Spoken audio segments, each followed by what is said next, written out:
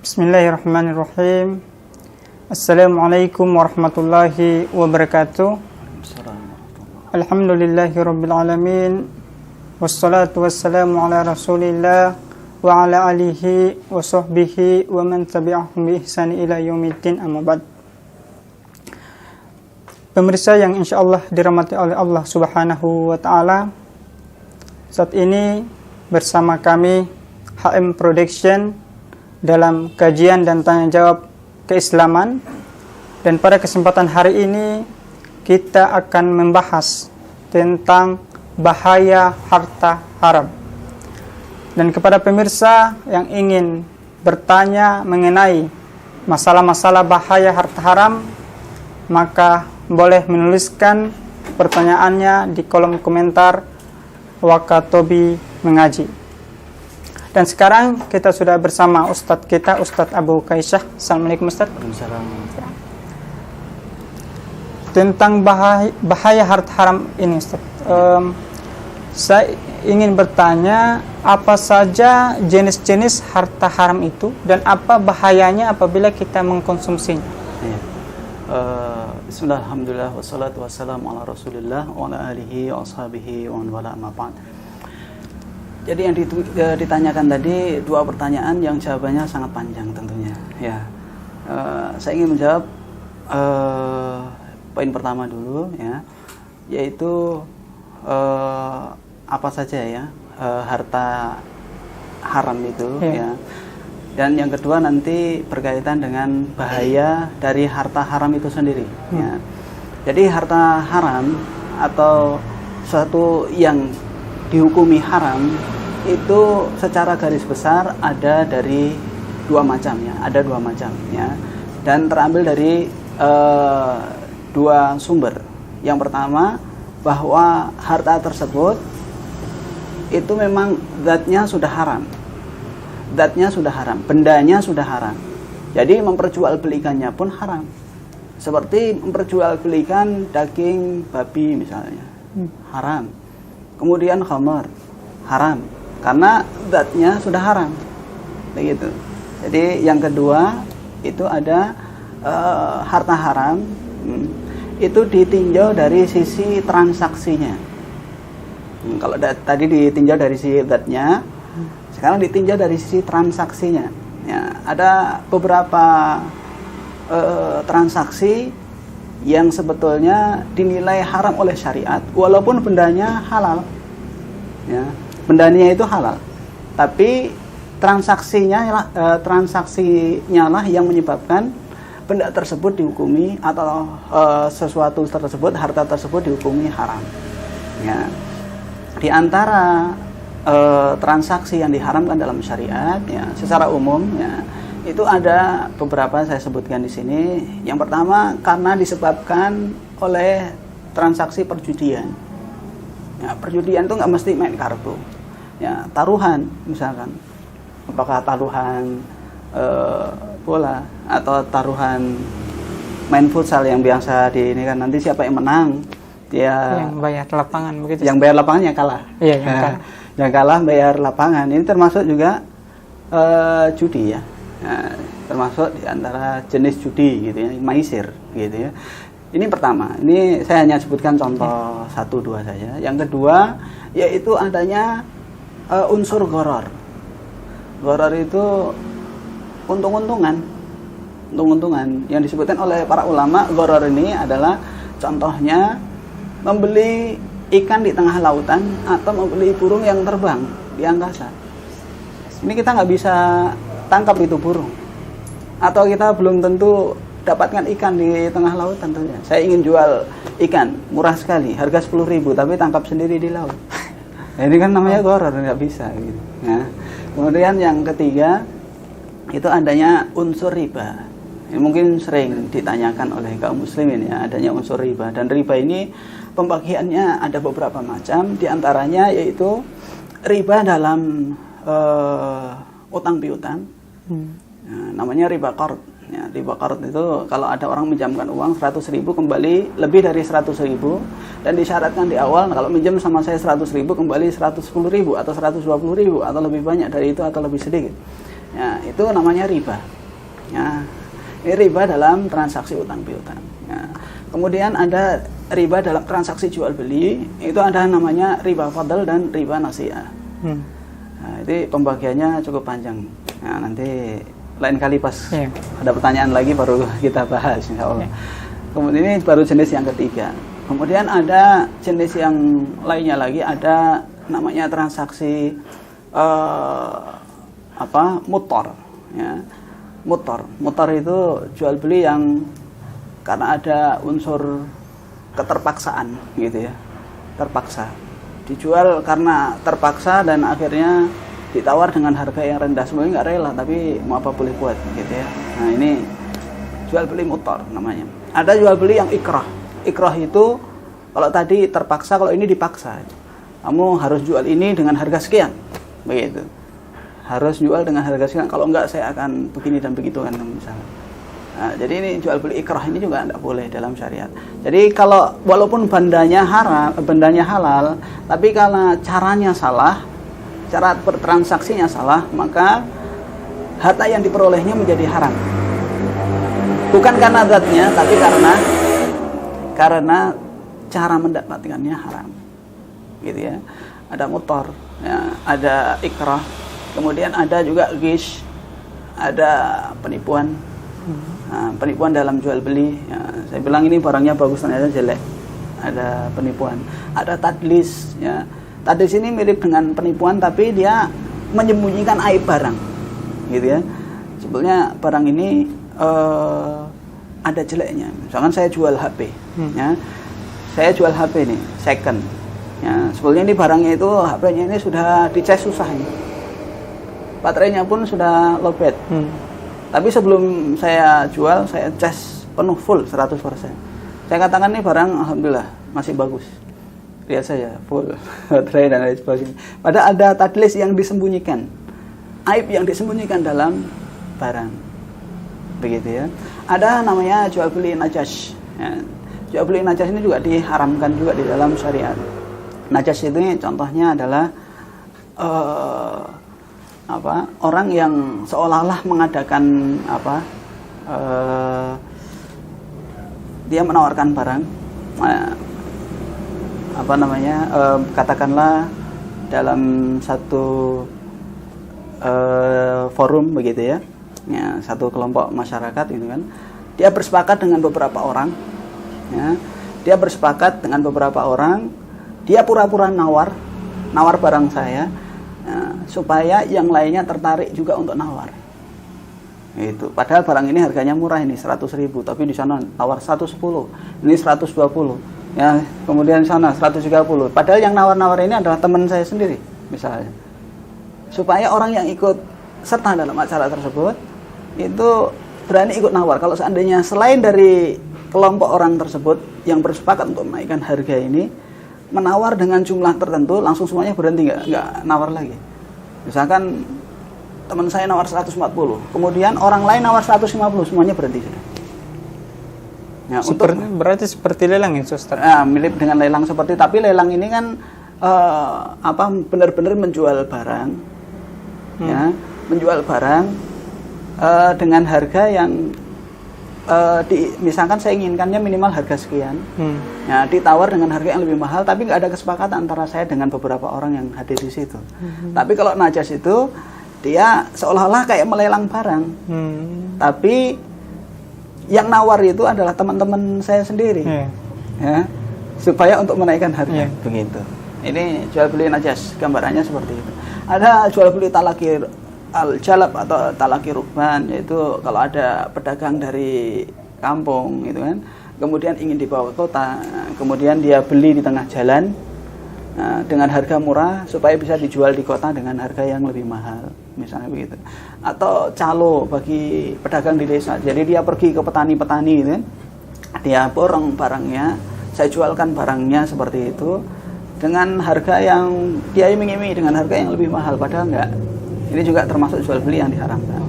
Ada juga transaksi yang diharamkan dalam syariat, mungkin yang sering beredar luas di tengah masyarakat, itu namanya riswah gitu ya. Ada transaksi namanya suap menyuap gitu ya. Ini juga menyebabkan harta seseorang menjadi haram. Dan masih banyak. Ya, ini cuma contoh-contoh saja. Bagiannya saja. Ya, banyak gitu ya. Makanya saya jawab kalau seandainya disebutkan satu persatu tentunya akan Ya. panjang. Ini aja belum disebutkan dalil-dalilnya, hanya poin-poin dan contohnya sebagian begitu. Nah, terus bahayanya apa? Kita bertransaksi dengan cara yang haram seperti ini, gitu ya. Bahayanya sangat banyak. Ya, yang pertama tentunya menyelisihi hukum Allah Subhanahu wa taala. Allah berfirman dalam surah Al-Baqarah ayat 168, "Ya ayuhan nasu kulu mimma fil ardi halalan thayyiba." Wahai sekalian manusia, makanlah dari apa yang ada di muka bumi ini yang halal serta yang baik. Ya, wala tattabi'u khutuwati syaitan. Ya, jangan ikuti jejak langkah setan, sesungguhnya setan itu musuh yang nyata bagi kalian. Jadi kalau kita bertransaksi atau berusaha mendapatkan harta yang haram, berarti kita telah melakukan pelanggaran terhadap hukum Allah Subhanahu wa taala. Allah memerintahkan kita untuk makan yang halal serta yang baik. Malah kita mencari harta yang haram misalnya. Ini bahaya yang pertama. Dia telah melanggar hukum Allah Subhanahu wa taala. Sebelum lanjut Ustaz, Iya. saya ingin potong Boleh, sedikit sebelum boleh. lanjut. Tadi dikatakan bahwa memakan yang halal dan yang thayyib, yang baik. Jadi misalnya kalau seandainya kita penyakit gula ini Ustaz, kemudian kita memakan gula yang akan membahayakan diri kita, apakah itu termasuk kita melakukan hal yang berbahaya untuk diri kita, Betul. melanggar perintah Allah atau bagaimana Ustaz? Betul. Ini kalau memang dokter sudah menganjurkan untuk tidak makan yang manis-manis, kita harus jauhi makanan yang manis. Walaupun itu halal, tapi kan nggak thayyib, Ya. nggak baik bagi orang yang berpenyakit gula, Ya. yang punya penyakit diabetes, misalkan begitu. Jadi ada orang yang memiliki penyakit tertentu, bukan diharamkan, tapi memang disarankan oleh dokter untuk tidak memakan makanan tertentu supaya tidak memperparah penyakitnya. Dan ini boleh kalau seandainya yang menganjurkannya adalah orang yang ahli di bidang tersebut. Ya, ini bahaya yang pertama tentunya, yaitu menyebabkan seorang melanggar hukum Allah Subhanahu wa taala dan tentunya akan mendapatkan murka dari Allah Subhanahu wa taala. Gitu. Kemudian yang kedua, ya, orang yang memakan harta haram, dia dengan sengaja maupun tidak telah memasukkan ke dalam perutnya, ya, itu bara api neraka. Ya, karena Nabi SAW bersabda, ayulah min nabata min sukhtin fannaru aula bihi. Semua daging yang tumbuh dari harta haram, maka neraka lebih utama baginya. Jadi dia, orang yang makan harta haram ternyata telah memasukkan bara api neraka. Dia telah seolah-olah telah mendaftarkan dirinya untuk diadab di api neraka. Karena apa? Daging yang tumbuh dari harta yang haram itu menyebabkan dia lebih utama masuk ke dalam api neraka. Artinya dia tidak berhak untuk masuk dalam surga. Begitu.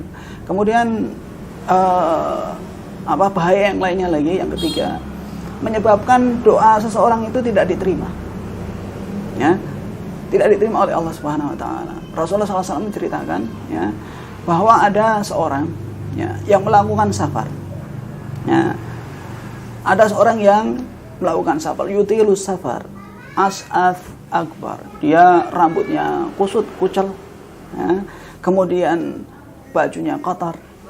Berarti safarnya kan panjang ceritanya, begitu ya. Kemudian yamuddu yadayhi ila sama. Kemudian dia menengadahkan kedua tangannya ke atas langit. Ya.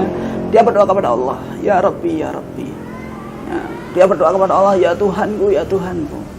Tapi doanya bagaimana bisa dijawab oleh Allah Subhanahu wa taala? Bagaimana doanya bisa dikabulkan oleh Allah Subhanahu wa taala sedangkan wa mat'amuhu min haram, makanannya dari harta haram. Masyrabuhu min haram, minumannya dari harta haram. Wa ghudhiya bil haram, dia dikenyangkan dengan harta haram. Ala yustajabu lahu, bagaimana doanya bisa dikabulkan oleh Allah Subhanahu wa taala? Penyebab terkabulnya doa salah satu penyebab atau penghalang terkabulnya doa salah satunya ternyata adalah seorang memakan harta yang haram. Jadi kalau seandainya kita berdoa, ya, sampai meneteskan air mata misalnya belum dikabulkan oleh Allah, ya, mungkin kita bisa introspeksi diri, barangkali ada perkara-perkara yang kita lakukan yang hukumnya haram, atau harta-harta kita tercampur dengan yang haram, kita konsumsi setiap hari misalnya, sehingga menyebabkan doa kita tidak dikabulkan. Padahal dalam hadis ini Rasulullah SAW menceritakan seseorang yang sangat memenuhi kriteria untuk mudah sekali dikabulkan doanya. Salah satunya dia dalam keadaan safar, ya kan? Orang yang safar itu kan doanya mustajab. Kemudian yang kedua, dia dalam keadaan membutuhkan sekali, karena dia nggak punya apa-apa, ya kan? Dia harusnya doanya itu dikabulkan oleh Allah Subhanahu Wa Taala. Salah satu sunnah dalam berdoa adalah mengangkat tangan supaya mudah dikabulkan. Dia sudah mengangkat tangannya, dan dia juga sudah melakukan ilhah. Salah satu sunnah dalam berdoa itu apa? Ilhah. Ilhah itu apa? Merengek-rengek kepada Allah Subhanahu Wa Taala. Ya Rabbi, ya Rabbi. Dia merengek-rengek kepada Allah Subhanahu Wa Taala. Dan ini luar biasa. Kalau orang melakukan doa dengan kriteria seperti ini, pasti dikabulkan oleh Allah Subhanahu Wa Taala. Cuma dalam kasus ini, lelaki tersebut doanya tidak dikabulkan lantaran dia mengkonsumsi makanan yang haram, begitu ya. Nah, tidak hanya itu, ya, orang yang mengkonsumsi makanan yang haram, ya, itu akan menyebabkan dia terhina di dunia. Kadang ini kenapa kaum muslimin jumlahnya banyak di zaman ini, tapi izahnya, ya, izahnya sangat turun. Sama orang kafir saja nggak ada apa-apanya gitu kan. Ya, betul. Nah, digertak sama orang kafir langsung ciut. Padahal di zamannya Nabi SAW, di zamannya Umar, ya, atau di zamannya para sahabat itu, orang-orang kafir yang ciut melihat kaum muslimin takut. Jumlahnya sedikit, tapi bisa mengalahkan Romawi, Persia dan lain sebagainya. Sangat dihormati, gitu kan? Salah satunya lantaran mereka mengkonsumsi barang yang haram, atau harta yang dia miliki berasal dari yang haram. Ini berdasarkan sabda Nabi SAW dalam sebuah hadis yang sahih dikeluarkan oleh Imam Abu Dawud dalam sunannya, di mana Rasulullah SAW bersabda, "Idza tabayatum bil inah wa akhadtum atnabal baqar wa raditum bizar' wa taraktum bil jihad, sallallahu alaikum dhulla la yanzi'uhu ankum hatta tarji'u ila dinikum." Rasulullah SAW bersabda, apabila kalian melakukan transaksi jual beli dengan cara inah. Inah ini jual beli yang diharamkan dalam syariat. Padahal jual beli itu hukumnya halal, ya. Jual beli itu hukumnya halal. Tapi kenapa ada jual beli yang diharamkan di dalam syariat? Ya, karena jual beli ini terkandung unsur riba. Ya. Allah berfirman, sebenarnya Allah berfirman, wa halallahu al-bai'a wa harrama riba. Allah halalkan jual beli dan Allah haramkan riba. Ya. Jual beli hukum asalnya halal. Tapi kenapa ada jual beli yang diharamkan di dalam syariat? Karena ada unsur riba. Mungkin kita semua sudah pernah dengar itu inah. Ya, sebagai contohnya, contoh jual beli yang haram karena terkandung unsur riba di dalamnya adalah, misalnya saya ini orang yang membutuhkan punya tanggungan lah, dan saya membutuhkan uang untuk memenuhi kebutuhan saya, dan saya ingin berhutang, misalnya, ya, saya ingin berhutang, ya, saya ingin hutang 1 juta, katakanlah seperti itu, ya. Tapi misalkan saya ingin hutang sama akhirian misalnya, kalau saya hutang 1 juta, harian ini nggak mau dikembalikan 1 juta nanti, ya, maunya dikembalikan 1.200.000 misalnya begitu, contoh saja, ya. Misalnya saya utang 1 juta, harus kembalikannya 1.200.000. Kalau seperti ini kan orang tahu semuanya riba. Ya, kita sepakat kalau begitu kita melakukan satu trik supaya mengelabuhi orang lain, yang di mana mereka mengira kita ini melakukan transaksi jual beli, ya, tapi hasilnya sama dengan riba tadi. Begitu. Triknya bagaimana? Misalnya begini. Antum misalkan akhirian punya HP, gitu. Saya semuanya butuh uang, nggak butuh HP, ya kan? Ditawari, gini aja. Saya jual HP ini, kan? Saya jual HP ini kepada Anda, misalkan. Harganya 1.200.000. Berarti Rian jual kepada saya dengan harga 1.200.000. Dibayar kredit boleh kapan saja, nanti kita sepakati. Apakah selama 1 tahun atau berapa, kita sepakati, gitu ya. Oke, berarti saya hutang berapa? 1.200.000 ya, harga HP ini. Kemudian saya nggak pergi jauh dari situ. Nah, kemudian Rian manggil saya lagi. Anda kan nggak butuhkan HP, yang Anda butuhkan uang, gitu kan? Sekarang saya beli lagi HP itu dengan harga 1 juta kontan, saya kasihkan sekarang, gitu. Jadi langsung saya serahkan HP ini lagi kepada pemilik awalnya, dan saya mendapatkan uang 1 juta. Keinginan saya mendapatkan uang 1 juta, utang uang 1 juta tercapai. Dan kemudian hari saya harus mengembalikan berapa? 1.200.000. Kenapa? Untuk beli HP secara kredit. Ini ngemas riba dengan bentuk jual beli. Ini namanya jual beli inah. Dan ini diharamkan di dalam syariat. Begitu. Nah, ini sebagian orang melakukan trik dan intrik untuk mengelabui kaum muslimin agar bisa melegalkan transaksi riba atau transaksi haram dalam bentuk jual beli yang jelas-jelas diharamkan di dalam syariat. Nah, jadi jual beli ini diharamkan karena ada unsur riba, ya, pengemasan, pengelabuhan riba dalam bentuk jual beli. Dan ini diharamkan. Rasulullah SAW bersabda, "Idza tabayatum bil inah." Apabila kalian bertransaksi dengan cara inah, wa akhadhtum atnabal baqar, dan kalian berada di belakang ekor-ekor sapi, memegang ekor-ekor sapi, maksudnya sibuk dengan peternakan kalian, sibuk dengan pekerjaan kalian, ya. Wa akhadhtum atnabal baqar wa raditum bizara, dan kalian ridho dengan pertanian. Ya, zaman dahulu kan pekerjaannya tidak lepas dari ini. Ya, apakah peternak atau bercocok tanam. Ya, kalian mengambil ekor-ekor sapi, maksudnya sudah nyaman dengan pekerjaan kalian dengan peternak dan lain sebagainya, atau kalian ridho dengan pekerjaan kalian dengan bercocok tanam dan lain sebagainya. Ya. Kemudian wa taraktumul jihad, dan kalian tinggalkan jihad di jalan Allah Subhanahu wa taala. Kalian tinggalkan jihad, sallallahu alaikum dhullah, maka Allah akan timpakan kehinaan pada diri kalian. La yanzihu ankum hatta tarji'u ila dinikum, dan Allah tidak akan mencabut kehinaan pada diri kalian sehingga kalian kembali kepada agama kalian. Ya. Jadi ternyata memakan harta yang haram ini dengan cara bai'ul inah tadi, jual beli inah tadi, ini menyebabkan seorang atau satu komunitas atau satu kaum itu menjadi hina di mata Allah Subhanahu wa taala. Walaupun jumlah mereka banyak, tapi mereka menjadi hina di hadapan Allah Subhanahu wa taala. Nah, ya, ini beberapa perkara, ya. Saya sebutkan hanya beberapa poin saja berkaitan dengan bahaya mengkonsumsi makanan yang haram. Ya, itu sudah ada 4. Ya. Yang kelima saya tambahkan satu lagi, gitu. Sebenarnya masih banyak, tapi saya tambahkan satu lagi, bahwa pelaku transaksi haram, ya, atau orang yang mendapatkan harta dengan cara yang haram, itu akan mendapatkan laknat dari Rasulullah SAW. Rasulullah SAW, ya, dalam sebuah hadits, ya, seorang sahabat, ya, menceritakan bahwa beliau berkata, la'ana Rasulullah SAW ar-rashi wal murtashi. Rasulullah SAW melaknat orang yang memberikan riswah, memberikan suap, dan yang menerima uang suap. Nggak mesti uang, barang juga seperti itu. Allah atau Rasulullah SAW melaknat pelaku yang memberikan suap dan yang menerima suap. Mau bentuknya uang, barang, atau yang lainnya, semuanya mendapatkan laknat dari Rasulullah SAW.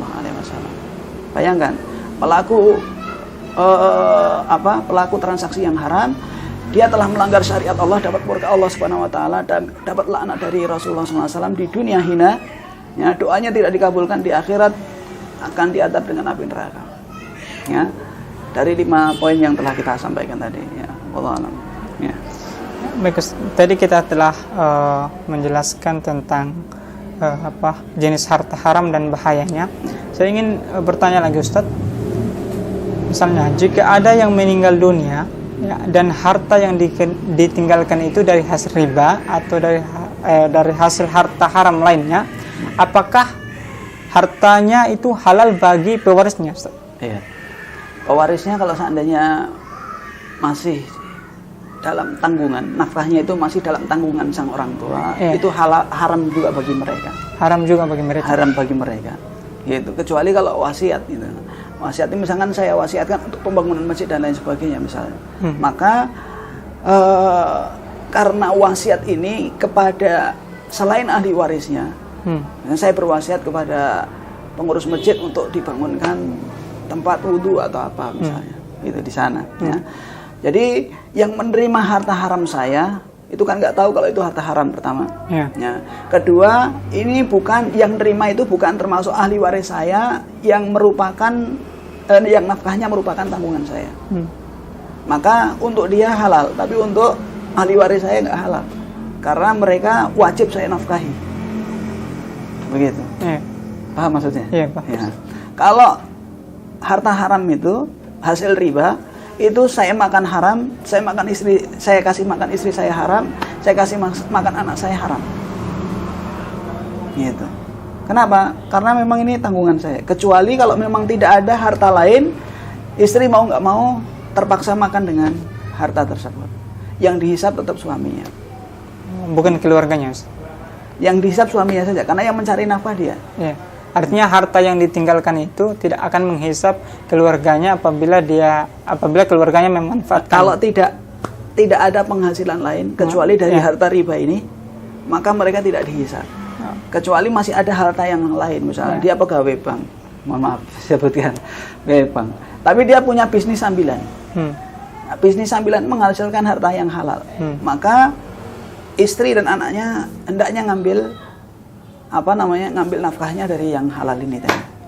Tapi kalau nggak ada jalan lain, ya maksudnya dia penghasilan utama dan nggak ada sambilan lain, kecuali dari transaksi riba, maka mau nggak mau kan istri dan anak-anaknya makan dari harta tersebut. Maka dengan sangat terpaksa mereka memakan dari harta itu. Ya, wallah alam. Oke. Bolehkah Ustadz kita menerima hadiah dari orang yang bermuamalah dengan riba atau dengan harta-harta haram lain? Kita diberikan hadiah dari hasil pendapatan itu, apakah kita itu menerima hadiah yang baik atau bagaimana, Ustaz? Coba dijelaskan. Ya. Kalau memang kita mendapatkan hadiah tidak dalam rangka peringatan hari besar mereka, hari raya mereka, dan itu hadiah biasa saja, gitu kan? Dan kita ketahui dia adalah orang yang suka berinteraksi dengan perkara yang haram, ya, berinteraksi dan transaksi dengan perkara yang haram. Nah, maka dalam hal ini kalau seandainya penghasilannya murni dari harta yang haram, maka tidak boleh. Tapi kalau seandainya ada penghasilan haram dan halal, maka boleh kita terima. Gitu. Dalilnya adalah Rasulullah SAW pernah mendapatkan undangan dari wanita Yahudi untuk makan. Sedangkan orang Yahudi ini kan banyak sekali transaksi haram yang dilanggarnya, termasuk riba. Kemudian dalam Al-Quran Allah sebutkan itu mereka itu ketika diharamkan untuk makan daging tertentu, ya kan, daging hewan tertentu, maka dia jual daging tersebut, ya kan, dia yang diharamkan kan makannya, ya, dia jual dagingnya, dapat uang, dia makan, dia belikan makanan, ya, jadi dia melakukan penipuan seperti itu seolah-olah, pengelabuhan, tipu daya, ya, yang diharamkan kan makan dagingnya katanya, kalau seandainya dagingnya saya jual dapat uang kan saya gunakan kan boleh. Nah, orang Yahudi kebiasaannya seperti itu, ya, dan suka makan harta yang haram. Tapi Nabi SAW ketika diundang makan ke rumahnya, Nabi Muhammad SAW memenuhi undangan, ya, dan beliau makan di situ. Bahkan dalam makanannya tersebut sudah ada racunnya, dan beliau sempat memakan kemudian mengeluarkan lagi. Yaitu. Jadi kalau memang ada harta orang tersebut, penghasilannya itu dari yang haram, ada juga dari yang halal, kita boleh menerima ini. Kita berprasangka itu dari yang halalnya. Tapi kalau yang haram semua, Ustaz? Murni haram jangan diambil. Hati-hati. Ya. Karena nggak ada penghasilan lain, dia dari harta haram semuanya. Bolehkah Ustaz kita melakukan transaksi jual beli dengan orang-orang yang penghasilannya dari riba atau harta haram lainnya? misalnya kita menjual ini, menjual misalnya seperti saya menjual kurma, tapi ada yang membeli itu dari pegawai bank yang kita ketahui bahwa di bank konvensional itu bahwa pendapatannya dari bunga. Apakah transaksi kita itu halal atau bagaimana, Ustaz? Ya, transaksi kita kalau seandainya nggak ada unsur yang diharamkan itu tetap boleh, gitu ya, tetap boleh. Karena kita dapat uangnya itu dengan cara yang halal, yaitu menjual produk yang halal. Katakanlah menjual produk kurma, ya. Entah dia bayarnya itu pakai uang haram atau apa, tapi saya mendapatkannya dengan cara yang halal, gitu. Adapun dia mendapatkan hartanya dengan cara yang haram, misalnya begini, saya kerja di bank, misalnya begitu ya, bank konvensional misalnya, kerja di bank, saya dapat harta yang haram tentunya, itu haram buat saya. Tapi ketika saya sedekahkan ke orang itu halal, karena dia mendapatkan uang atau benda atau barang atau makanan dari saya itu kan dengan cara sedekah. Dia kan nggak perlu tanya, Pak ini sedekahnya dari harta riba kan tidak? Kan nggak perlu tanya seperti itu. Nah kita kalau menjual barang juga seperti itu. Gitu. Misalkan jual kurma ataupun juga gitu kan. Kita nggak perlu tanya kepada konsumen, Pak ini hartanya dari uang bank atau dari riba atau tidak? Nggak perlu tanya. Jadi kita ini salah satu kemurahan Islam ya. Jadi seseorang itu mendapatkan harta halal atau haram itu dilihat dari sisi transaksinya. Ya. Itu haram buat saya, belum tentu haram buat yang lain. Gitu. Haram buat saya karena saya mendapatkan dengan cara yang haram. Tapi halal buat Anda, buat antum misalnya, karena antum jual produk. Nah, sedangkan Anda mendapatkan uang dari saya ini kan dengan cara jual beli yang halal.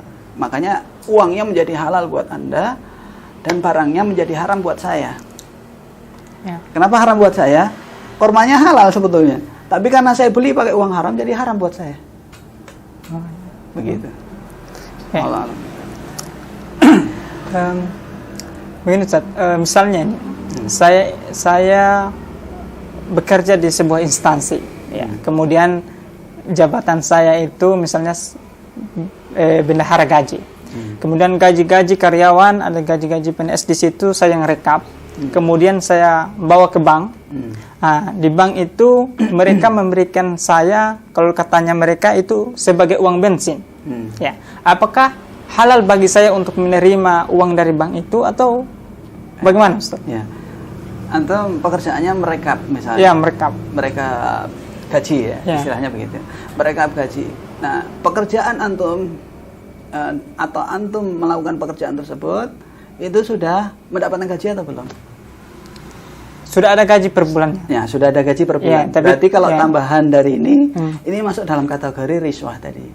Sebab tadi. Jadi nggak boleh ada tambahan seperti itu. Ya, masing-masing sudah dapat gajinya. Ya. Antum, saya gajinya, saya misalkan kepala dinas, saya sebagai kepala bidang, saya kepala seksi, saya karyawan bla bla bla bla bla, gitu kan. Masing-masing punya gajinya sendiri-sendiri. Antum punya gaji untuk merekap. Tugas antum memang merekap gajinya mereka. Jadi walaupun misalnya para pegawai ini tidak memberikan tips buat antum, gitu kan, maka antum pun sudah dapat gaji. Nah, yang antum dapatkan di luar gaji ini karena pekerjaan yang sama, padahal kalau seandainya istilah kata ya, tanpa mereka kasih tips pun, antum sudah dapat gaji. Gitu. Maka tips ini hukumnya adalah haram. Gitu. Ini adalah masuk dalam kategori riswah. Gitu. Riswah yang tadi kita sebutkan ya. Orang yang melakukannya dapat laknat dari Rasulullah SAW. Kalau ini ceritanya lagi berbeda. Misalnya saya kerja juga di salah satu instansi. Kemudian biasa kalau di akhir tahun itu, ya biasa bos-bos kita atau petinggi kita itu selalu memberikan kita bonus akhir tahun. Ya, katanya bonus akhir tahun. Wallahu alam, tidak tahu dari mana itu. Pertanyaannya, apakah bonus itu halal untuk kita mengambilnya atau tidak? Ya. Bonus ini dari uang pribadinya atau uang kantor? Wallahu alam, tapi kemungkinan kalau menurut saya itu kemungkinan dari uang kantor. Apa kelebihan dari anggaran yang? Ya, berarti tidak boleh. Itu kan uang negara harusnya. Harusnya itu APBD atau APBN harus dikembalikan ke negara atau ke kas daerah. Kalau malah dibagi-bagi, itu tidak boleh. Itu menyelisih amanah. itu khianat terhadap amanah. Dan ini termasuk perkara yang haram, tidak boleh. Nah, itu ngabis-ngabiskan anggaran supaya nggak balik ke kas daerah atau kas negara. Haram hukumnya.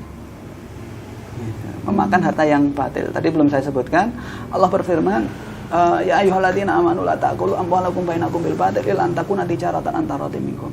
Wahai orang-orang yang beriman, janganlah kalian memakan harta sama kalian dengan cara yang batil. Dengan cara seperti ini. Gitu, dengan cara yang batil. Illa an takuna tijaratan antara minkum. Kecuali dengan jalan perniagaan atas dasar suka sama suka di antara kalian. Jadi makan harta dengan cara yang batil haram hukumnya. Begitu. Allah. Ya. Mungkin lagi Ustaz. Ada misalnya karyawan bank ini sudah mendapatkan sebuah hidayah, ingin mengetahui bahwa pendapatannya itu dari hasil yang haram. Ya, apakah dia harus meninggalkan pekerjaannya itu atau dia mengambil pekerjaan lain, dan pekerjaan yang lain itu belum tentu bahwa dia akan mendapatkan. Apakah dia akan tetap berada di situ, ya, atau keluar dari pekerjaan itu, misalnya di bank konvensional itu? Iya. Jawaban cukup mudah ini. Sebenarnya dia langsung harus keluar kalau sudah tahu. Gitu. Karena di situ dia akan menambah dosa dan terus akan menambah dosa. Minimal sekali keluar dari situ dosanya sudah tidak mengalir lagi. Walaupun nggak dapat pekerjaan atau belum dapat pekerjaan, itu kan hanya hanya bayangan kita saja, hayalan kita. Kalau seandainya ini kita sulit nyari pekerjaan, kalau seandainya sudah keluar dari bank dan lain sebagainya, dia kurang iman terhadap firman Allah Subhanahu Wa Taala, wa may yattaqillaha yaj'al lahu makhraja wa yarzuquhu min haitsu la yahtasib. Barang siapa bertakwa kepada Allah Subhanahu Wa Taala, maka Allah akan berikan rizki dari arah yang tidak disangka-sangka, ya. Atau wa'ittaqillaha yaj'al lahu makhraja. Barang siapa yang bertakwa kepada Allah Subhanahu wa taala, akan Allah berikan solusi atas segala permasalahannya, dan Allah akan berikan rizki dari arah yang tidak disangka-sangka. Dia kurang iman terhadap ayat ini. Nah, minimal antara dua mudarat. Ya, ini kan ada dua mudarat. Kalau seandainya dia kerja di bank, dosanya pasti bertambah, sudah pasti. Gitu. Seandainya dia keluar dari bank, dosanya sudah nggak akan mengalir lagi. Tapi dia belum tentu dapat pekerjaan. Mana dosanya yang lebih ringan? Dia keluar. Ya. Maka kalau dalam kaidah fikih ya, idzal taqad dararan, apabila bertemu dua mudarat, maka diambil mudarat yang lebih ringan. Mudarat yang lebih ringan apa? Ada dia keluar, karena sudah nggak dapat dosa di situ, nggak dapat dosa besar. Yang mana riba disabdakan oleh Nabi SAW, ya, riba dosanya yang paling ringan saja itu seperti berzina dengan ibu kandung. Itu paling ringan. Riba itu lebih dari 70 cabang dosanya itu. Yang paling ringan seperti berzina dengan ibu kandung, itu yang paling ringannya. Ya. Yang paling beratnya itu merampas kehormatan saudara seiman, ya. Jadi minimal ketika dia keluar, ya, dia tidak terkena dosa. Walaupun di luar belum tentu dapat pekerjaan, tapi kalau dia mau usaha, Allah pasti berikan solusi. Tidak mungkin tidak, gitu. Sebelum kita diciptakan saja, Allah sudah memberikan, sudah ngatur rezeki kita. Ketika kita berada di rahim ibu kita, di usia 4 bulan, Allah tetapkan rezekinya. Cuma kita kurang yakin saja terhadap rezeki dari Allah Subhanahu wa taala. Ya, Allah a'lam.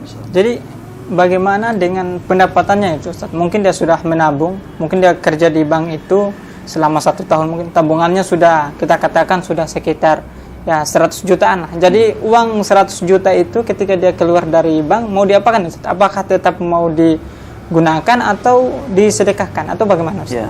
Kalau memang dia belum punya usaha lain, gua gunakan untuk usaha, tidak apa-apa.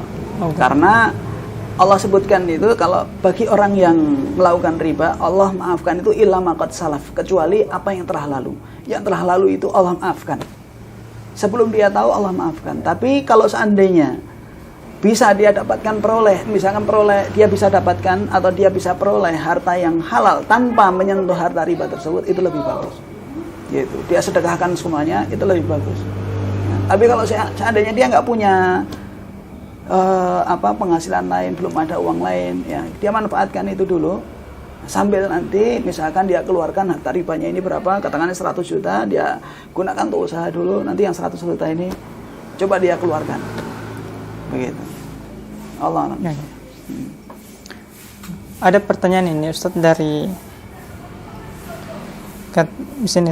Bismillah, bertanya Ustaz, apa hukumnya jika saya mengarahkan orang untuk menaring di dan pihak memberikan saya setengah dari hasil administrasi penarikan tersebut? Contohnya, Pak Wulan narik uang di 1 juta dan biaya administrasinya 5.000. Karena saya yang mengarahkan menarik tersebut, maka saya dikasih 2.500. Jazakumullah. Ustaz. Ini sebenarnya sudah ditanyakan Japri sama saya. Sudah saya jawab juga dan nggak perlu disebutkan produknya itu ya. Jadi ketika seseorang bertransaksi dengan agen salah satu bank, ya, misalnya dari pihak bank, ya, Bank A misalkan katakanlah seperti itu, dia punya agen di beberapa daerah, ya, bahkan tanpa harus punya lapak pun dia bisa usaha atau jadi agennya, gitu ya. Nah, salah satu agennya itu salah satu ini menawarkan satu produknya, yaitu bisa tarik tunai. Tarik tunai, misalnya begini. Saya kasih analogi begini. Kita dari pihak bank, gitu kan? Kita dari pihak bank. Terus ada konsumen A, gitu kan? Konsumen A itu sebetulnya dia adalah nasabah bank tersebut. Konsumen A ini adalah nasabah dari bank tersebut. Kalau dia mau tarik tunai ke kita, gitu kan, ke bank, itu ngantrinya luar biasa karena bank ini memang kebiasaan setiap hari ngantri, luar biasa. Ya, dan kalau ke ATM pun ngantrinya panjang. Maka dia mengambil perantara, yaitu dengan agennya. Agen yang tadi disebutkan dalam pertanyaan tadi. Ya. Jadi dia melalui agen. Nah, agennya ini cara kerjanya adalah dia dengan mesin kalau nggak salah namanya EECD kalau nggak salah, gitu kan? Dia pakai mesin tersebut, gitu kan? Dia narik atau transfer, ya. Dia transfer dari rekening dia ke rekening saya. Katakanlah 1 juta. Jadi dia pakai mesin tersebut, dia transfer dari rekening dia yang ada di bank bapak misalnya, kemudian ditransfer ke rekening saya. Kemudian saya berikan uang tersebut 1 juta, ya, tapi dengan plus biaya administrasi, entah itu 10.000 atau 20.000, seperti itu. Gambarannya sudah paham ini? Transaksi lewat agen yang tadi ditanyakan itu seperti itu kurang lebih gambarannya. Dan ini secara hukum syariat ini hukumnya haram. Haramnya di mana? Dia tukar menukar uang, itu ada namanya riba fadl. Riba fadl. Ada riba fadlnya. Di mana riba fadlnya? Riba fadlnya adalah dia transfer uang ke rekening saya, ya kan? Ke rekening saya, ke rekening agen, senilai 1 juta rupiah. Saya kasihkan dia 1 juta, tapi plus biaya administrasi. Paham maksudnya? Gitu. Dia mungkin transfernya 1 juta lebih lah, gitu kan? 1 juta lebih 10.000 atau 20.000. Tapi yang saya kasihkan itu hanya 1 juta saja. Gitu. Jadi ini tukar menukar uang 1 juta dengan 1 juta 10.000 atau 1 juta 20.000. Mengatasnamakan administrasi kayak atau apa kayak, ini namanya tukar menukar uang dengan nominal yang tidak sama. Maka terjadi riba fadl. Paham maksudnya? Dia transfer ke saya katakanlah 1 juta 10.000 atau 1 juta 20.000 plus biaya administrasi. Saya hanya berikan hanya 1 jutanya saja. Paham? Ini terjadi riba fadl. Kalau seandainya serah terima uangnya tidak dalam satu majelis, itu terjadi riba nasiah. Gitu. Misalnya dia transfernya sekarang, gitu kan? Terus dia tinggal sebentar Pak, saya mau ke belakang mau beli apa? 5 menit 10 menit kemudian dia baru datang ngambil uang tunainya. Ya, maka terjadi riba nasiah karena ketika dia transfer dan ketika nerima uang tidak dalam satu majelis, akad. 2 riba dia langgar atau minimal 1 riba, yaitu riba fadl. Tukar menukar uang 1 juta dengan 1 juta 10.000, 20.000 atau yang lain.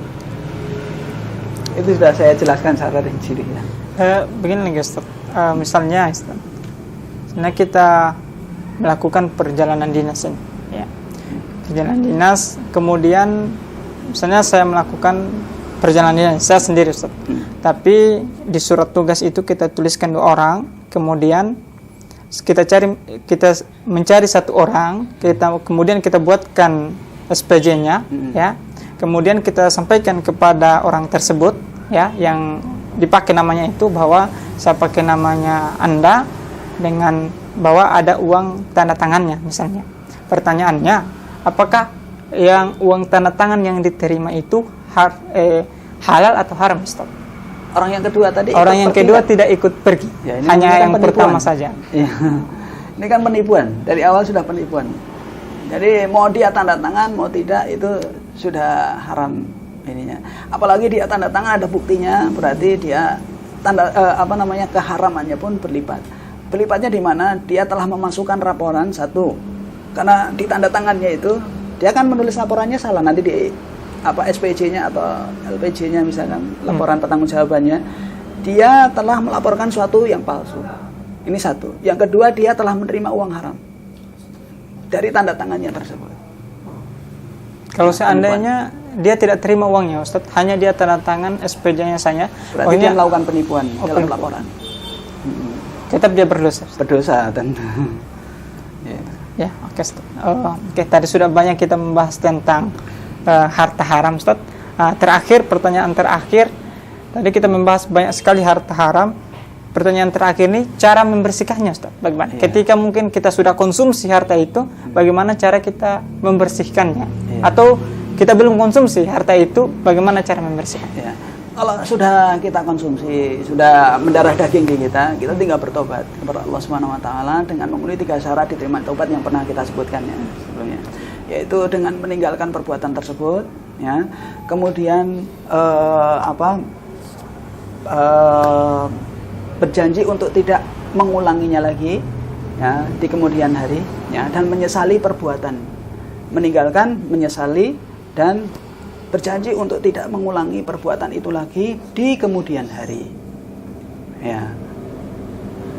Jadi kalau seandainya dia bertobat kepada Allah dengan tobat nasuha seperti ini, semoga Allah terima taubatnya dan dirinya menjadi bersih, ya, bersih dari dosa maksudnya. Berarti ada dosa apa tuh? Meninggalkan, menyesal, dan berjanji untuk tidak mengulangi perbuatan itu lagi sampai akhir hayatnya. Ini tobat nasuha. Ini salah satu caranya, cara yang terbaiknya. Dan selalu dia beristighfar mohon ampun kepada Allah Subhanahu wa taala.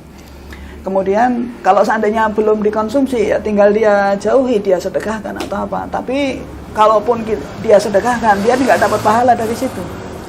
Karena bersedekah dengan harta haram itu tidak membuahkan pahala, tapi dia bisa lari dari harta haram, begitu. Jadi harus kita bedakan mana sedekah yang berpahala, mana sedekah yang tujuannya adalah supaya kita tidak mendapatkan dosa dari harta haram tadi. Jadi kalau kita ingin menghilangkan harta haram dari harta kita, seolah-olah kalau bahasa kita itu kita sedekahkan. Padahal kita ingin membuang harta haram dari rekening tabungan kita misalnya, atau dari tubuh kita, atau dari harta kita, gitu. Jadi kita ingin membuangnya, menjauhkannya dari kita. Nah, itu salah satu caranya tentunya. Oke, syukran atas jawaban-jawaban dari pertanyaan tadi tentang bahaya harta haram. Karena kita sudah di penghujung acara, alhamdulillah. Jadi kami sampaikan bahwa bahaya harta haram itu salah satunya adalah tidak terkabulkannya doa. Kemudian kita akan mendapatkan laknat dari Allah Subhanahu wa taala. Kemudian cara untuk membersihkannya, baik itu sudah dimakan ataupun belum dimakan, maka yang pertama kita harus meninggalkannya. Kemudian kita menyesal akan perbuatannya, kemudian kita berjanji untuk tidak mengulanginya. Dan apabila kita belum menggunakannya, maka kita sedekahkan. Namun sedekah itu bukan mendapatkan pahala, tapi kita meninggalkan dosa dari apa yang kita lakukan. Syukron jazakumullah khairan. Wabillahi taufiq wal hidayah. Wassalamualaikum warahmatullahi wabarakatuh. Waalaikumsalam warahmatullahi wabarakatuh.